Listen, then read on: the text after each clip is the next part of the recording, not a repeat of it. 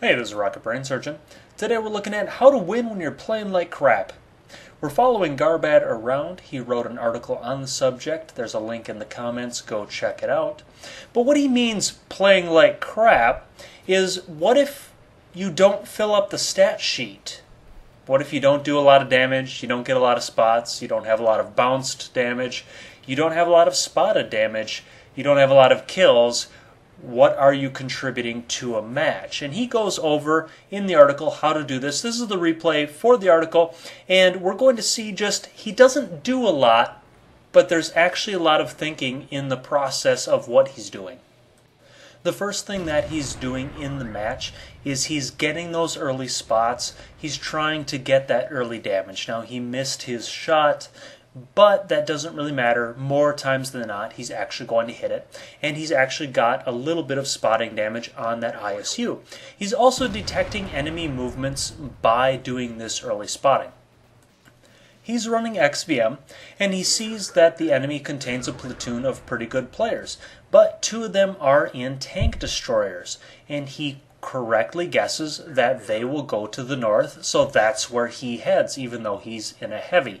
If you look at the minimap, you're going to see that the majority of the green team is in the city. He is in the north, and he has two T-34s.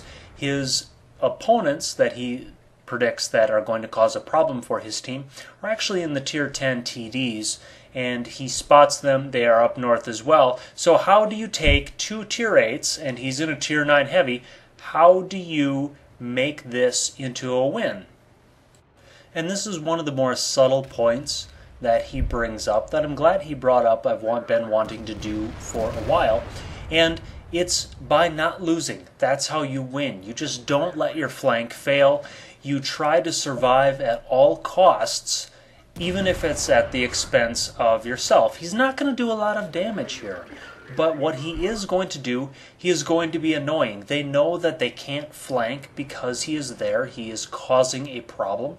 They know that they can't really rush him because he'll be able to correctly bleed them around corners. So he's going to keep them at bay as long as possible while the city takes its toll. Now, having said that, the city is not always going to win their engagement. Sometimes the majority of your team is going to go to one area of the map and still somehow lose. Those are the games where if you're playing solo, you just have to say, you know what, I did what I could, but this game was not winnable. There are definitely some games for that, for everyone, but don't give up. Still try to contribute to the game meaningfully. So if you've ever played autoloaders, one of the things that you know is if you start backing up, everyone takes that as a sign as you're vulnerable. So you can bluff in autoloaders by peeking out. And that's what he's doing here. He's totally bluffing. He's peeking out and making sure that they see him, because if he's not spotted, they're actually going to get a little bit brave and they're going to rush him. That is what he doesn't want, because there are 3 or 4 of them in front of him and there's only him and a T-34. They would get overrun completely if the enemy IS-8 and the FV and another tank up there got them. The IS-8 is getting a little brave, so this doesn't work forever. A bluff, you know what? Sometimes it just, they're going to call your bluff, and they did, and here they come. But he bought them time. That's what he did. The reason why they're rushing is because they see that the city has failed. They see that they're going to get flanked.